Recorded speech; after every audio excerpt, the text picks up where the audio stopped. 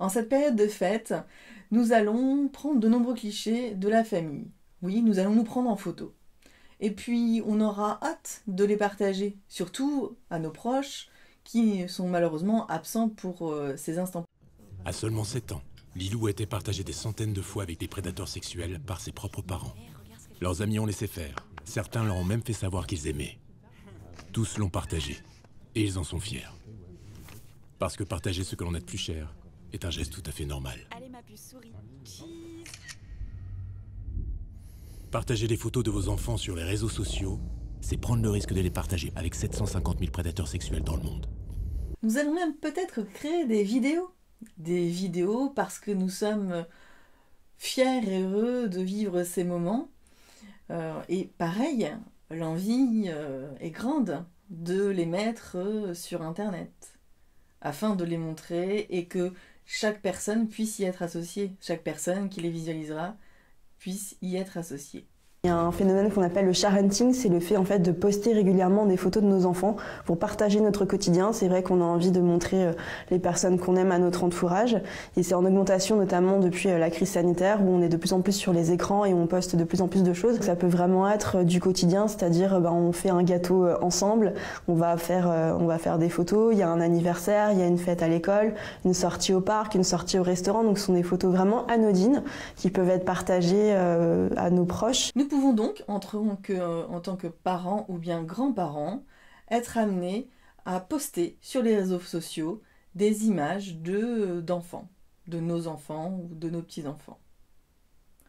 Ainsi, en faisant cette action qui est désormais de plus en plus banale, puisqu'il suffit de le faire en un clic, eh bien, nous créons une identité numérique. C'est-à-dire que votre enfant est donc désormais fiché, indiqué dans les réseaux sociaux et sur la toile. Également, c'est finalement la possibilité de créer une sorte de casier numérique qui va suivre l'enfant jusqu'à l'âge adulte. Devenu adulte, votre enfant peut alors estimer que les clichés que vous avez postés de lui sont compromettants et vous demander de les retirer. Il pourrait aussi porter l'affaire en justice. Si en France, aucune action de ce type n'a jamais encore été entreprise, reste que la vie privée est protégée par le droit français. Une fois devenus adultes, à leur majorité, eh bien, ces personnes auront déjà un passif de contenu sur Internet.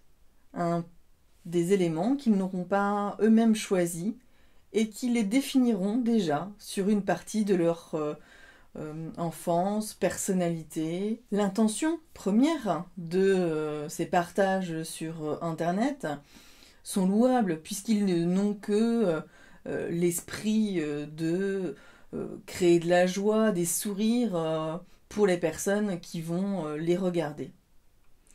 Mais il serait pourtant important, de mon point de vue, que vous envisagiez les conséquences de cet acte qui devient de plus en plus anodin.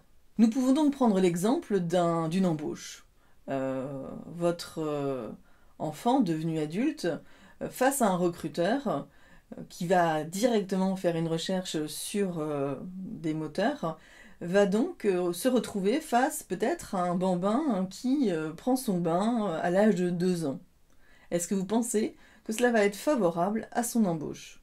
Il est donc important que l'on puisse évoquer ce sujet et que vous puissiez vous faire votre propre mignon. Allons voir cela d'un peu plus près.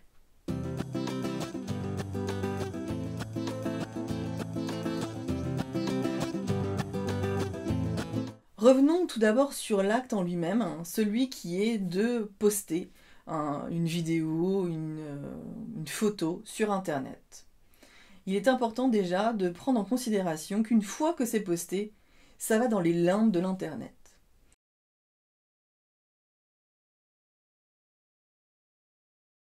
Et quand je dis ça, c'est assez simple de se dire qu'aujourd'hui, vous pouvez en quelques clics récupérer une photo qui a été diffusée. Cela veut donc dire que une fois que cette information est sur la toile, eh bien, vous pouvez peut-être en supprimer une partie, mais en supprimer la totalité s'avère impossible. Donc vraiment, il est important de vous dire qu'en ayant cet acte si facile de quelques clics avec son téléphone, eh bien, vous mettez une image qui sera difficilement récupérable, en tout cas en l'état, et cela peut donc avoir de nombreuses conséquences.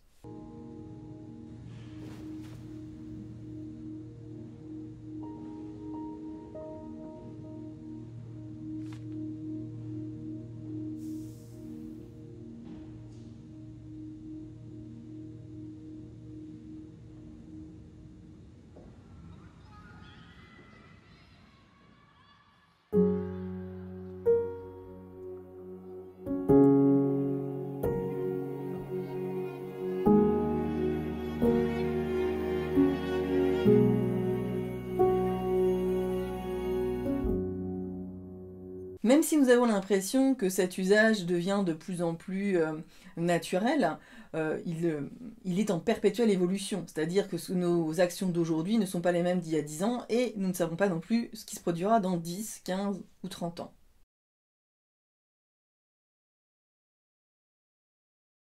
Il s'avère qu'en 2020, il y a bien une loi pour légiférer sur les images pour les mineurs, pour les enfants de moins de 16 ans, sur des plateformes.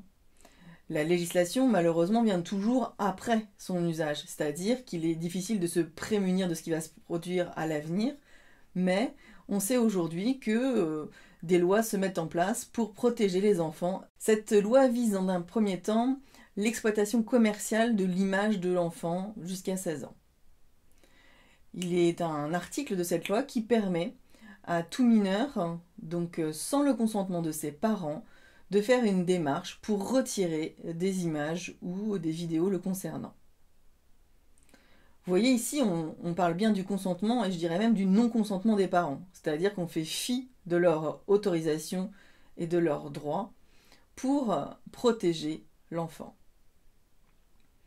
Je vous invite désormais à vous positionner sur deux côtés et de savoir si vous vous êtes vraiment posé la question ou si vous avez posé la question à votre enfant de son consentement libre et éclairé. Attention, le consentement libre et éclairé pour un enfant d'un certain âge, c'est plus compliqué à obtenir évidemment qu'un adolescent de 14-16 ans. On peut donc convenir qu'un nourrisson, vous ne pouvez pas obtenir son consentement libre et éclairé. De fait, nous ne devrions pas avoir de photos de bébés sur Internet. Et pourtant, il y en a pléthore. Vraiment, interrogez-vous sur ce qui fait que vous êtes en train de diffuser ces informations privées et personnelles et qu'elles peuvent être utilisées par de nombreuses personnes sans le consentement de l'enfant qui est sur la photo. Allons maintenant un peu plus loin dans les usages que nous faisons dans notre quotidien. Il s'avère que nous ne faisons pas que poster une photo ou une vidéo. Nous pouvons y ajouter des informations autrement plus personnelles. 50% des images et des photos qui s'échangent sur des forums pédocriminels dans le monde sont autoproduites, c'est-à-dire que ce sont les parents ou les jeunes eux-mêmes qui les postent. Elles sont récupérées en l'état et diffusées à des fins pornographiques. Cela peut aller du simple tag, le tag qui précise le lieu, le jour, l'horaire. Donc là, vous donnez des informations précises du contexte. Mais ça peut aller aussi jusque dans la légende.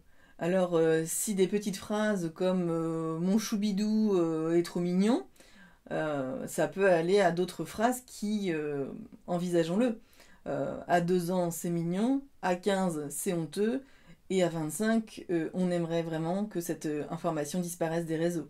On estime au Royaume-Uni, c'était une étude du bureau du commissaire à l'enfance, que en moyenne, les parents publiaient 1300 photos de leurs enfants avant l'âge de 13 ans. Vous imaginez le dossier? Donc il est vraiment important de penser aussi à ce qui entoure votre post, parce qu'il donne des informations sur votre famille, sur votre vie personnelle, qui ne devraient pas être connues de toutes et tous. L'enfant devenu adulte aura donc déjà son identité numérique de créer. Il ne pourra pas le faire de lui-même de toutes pièces. Et ça peut lui causer aussi des torts. J'ai fait l'expérience tout à l'heure j'avais une photo de famille sous les yeux qui a été likée par une de mes connaissances sur l'outil Facebook. J'ai fait un clic droit, j'ai enregistré la photo, elle est désormais sur mon ordinateur. Par cet exemple assez précis et concret, on s'aperçoit très vite que des informations personnelles peuvent être sur des ordinateurs de millions de personnes. Est-ce vraiment ce que vous souhaitez ? Maintenant, allons plus loin. Il s'avère que de nombreuses personnes, plutôt donc pédocriminels, ont pris cette habitude assez simple, puisque les réseaux sociaux leur fournissent beaucoup d'informations et de photos, de vidéos, de récupérer ces données. C'est-à-dire votre enfant qui prend un bain, qui est en maillot de bain, ou bien qui fait de la gymnastique. Il est vraiment important que vous puissiez en prendre conscience. Soyons concrets, cette vidéo-là, on voit donc cette petite fille qui est habillée, qui est sur son canapé avec son chat, etc. Qu'est-ce qu'ils en font de cette photo ? Je ne vais pas forcément vous faire un dessin, mais ils peuvent du coup faire une capture d'écran, la télécharger pour des activités, on va dire, de plaisir solitaire par exemple. Ça peut se retrouver sur ce qu'on appelle le darknet, comme l'internet invisible où il y a des pédocriminels qui peuvent s'échanger ces images. Et enfin, ils peuvent aussi, s'ils récupèrent des informations sur cette petite fille, essayer de la retrouver, en fait, de la contacter. Ce qui est assez facile en fait, de retrouver via une photo. De la même façon que certains d'entre eux peuvent aussi créer des montages.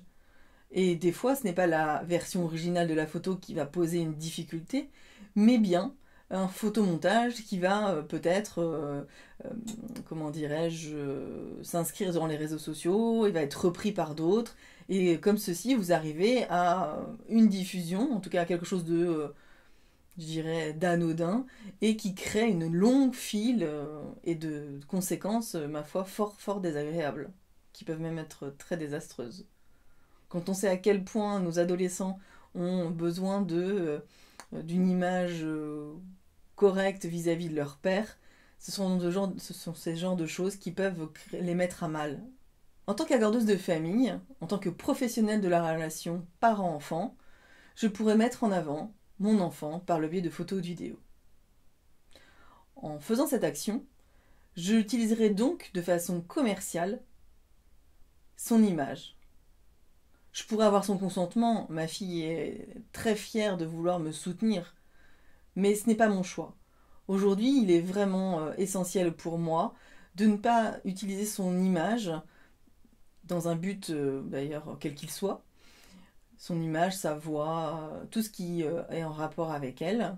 Je ne le fais pas parce que j'ai conscience justement de ses conséquences. Ma démarche va même un peu plus loin maintenant. Afin de promouvoir mes conférences et mes ateliers, j'utilisais des images d'enfants, en tout cas des photos, des illustrations photos avec des enfants. Désormais, je tente, alors le plus possible, d'utiliser plutôt des dessins animés, en tout cas des illustrations d'enfants, et non pas des images d'enfants. Parce que je ne sais pas dans quelles conditions ces photos ont été faites. Je ne sais pas si le consentement des enfants a vraiment été pris en compte, et si l'enfant s'est senti bien quand on lui a fait faire ce type d'image. Il est donc important pour moi à la fois de faire attention à l'image de ces enfants, qu'elle soit diffusée, mais aussi aux conditions dans lesquelles elles sont prises. On voit malheureusement sur les réseaux sociaux de nombreuses vidéos ou photos d'enfants à qui on fait faire des choses, on les met dans des situations embarrassantes pour faire plus de clics. Et je ne veux pas promouvoir ce genre de choses. Je suis sur ce chemin. Et vous, où en êtes-vous? Nous avons vu ensemble quelques conséquences de ce qui pourrait se produire avec la diffusion de photos de votre enfant. Maintenant, nous allons voir ce que vous pouvez vous faire en tant que parent, en tout cas pour vous prémunir de tout cela. Vous pouvez dans un premier temps commencer par faire une recherche dans n'importe quel moteur. Vous indiquez le nom et le prénom de votre enfant afin de voir s'il a déjà sa propre identité numérique. Et donc vraiment réfléchir quand on poste une photo, prendre quelques secondes juste pour se dire est-ce que ça pourrait être préjudiciable à mon enfant? Si ce n'est pas le cas, c'est que pour l'instant vos choix ont permis, quel qu'il soit, que son identité ne soit pas créée. Donc si c'est encore ce que vous souhaitez, continuez dans cette voie. En revanche, si vous voyez que votre enfant a déjà une identité numérique et que vous n'aviez pas songé aux conséquences de vos actes, vous avez donc la possibilité de faire différemment pour l'avenir. La première chose que vous pouvez faire, c'est d'éviter, et bien entendu, de faire des photos sur lesquelles on voit votre enfant, son visage. Privilégiez plutôt des photos qui sont coupées, de dos, ou encore lorsque votre enfant est déguisé et méconnaissable. Vous pouvez aussi, dans un second temps, éviter toutes les informations supplémentaires, c'est-à-dire tout ce qui va être de taguer les lieux, les endroits, les heures, les jours ou les personnes qui sont présentes. Surtout ne pas taguer en mettant le nom et le prénom de votre enfant. Je vous invite aussi à éviter tout ce qui peut être légende. Légende, c'est-à-dire toute annotation supplémentaire qui préciserait des choses sur votre enfant, sur sa personnalité, sur ce qu'il aime faire ou pas, ou ce qui est en lien avec vous, ses parents ou ses grands-parents. Évitez aussi tout ce qui est cliché avec un enfant nu, un enfant dans un bain, ou en maillot de bain, ou encore à la gymnastique. Ce sont des clichés qui sont dont sont a priori très friands les pédocriminels. Pour diffuser vos photos dans le cadre de votre famille ou des gens très proches, privilégiez plutôt des messageries sécurisées par l'envoi de mails, ou même vous pouvez revenir aux impressions des photos qui feront toujours plaisir aux personnes qui les reçoivent. Toutes ces questions-là, et vous parliez des tatas, des tontons, etc. C'est vrai que nous, parents, on peut faire attention justement aux personnes avec lesquelles on partage, mais ces personnes-là ne sont pas forcément sensibilisées. Donc vraiment, Caméléon incite les parents à alerter aussi les grands-parents, les amis, etc., qui pourraient avoir accès à ces photos pour qu'elles aussi fassent attention un petit peu avec qui elles partagent ces images. En privilégiant des messageries sécurisées ou bien des impressions de photos sur papier, vous évitez d'utiliser les réseaux sociaux qui ont donc d'autres démarches, d'autres buts. En gros, lorsque vous mettez une photo sur un réseau social, la photo ne vous appartient plus, elle appartient au réseau social. Celui-ci peut être modifié, ses conditions d'utilisation peuvent être changées à tout moment, et vous serez donc alors dans l'impossibilité de faire quoi que ce soit pour modifier vos données personnelles. Tout ce que tu mets sur les réseaux sociaux ne t'appartient plus. Cela devient leur propriété. L'image est partout. C'est-à-dire que nous souhaitons montrer une bonne image de nous. De plus, nous sommes sursollicités. C'est-à-dire que tout ce qui est publicitaire passe dans un premier temps par l'image, là aussi. Que va-t-il se passer dans 10, 20, 30, 50 ans? Je ne sais pas. Aujourd'hui, m'interroger en tant que professionnel de l'enfance, c'est important. Parce que j'ai pleinement conscience que mes actions d'aujourd'hui auront un impact sur les enfants de demain. M'interroger en tant que parent, c'est aussi avoir conscience que mes actes pourraient avoir des conséquences difficiles à vivre pour mon enfant une fois devenu adulte. Je vous invite à donc réfléchir à tout cela et faire votre choix en toute connaissance de cause.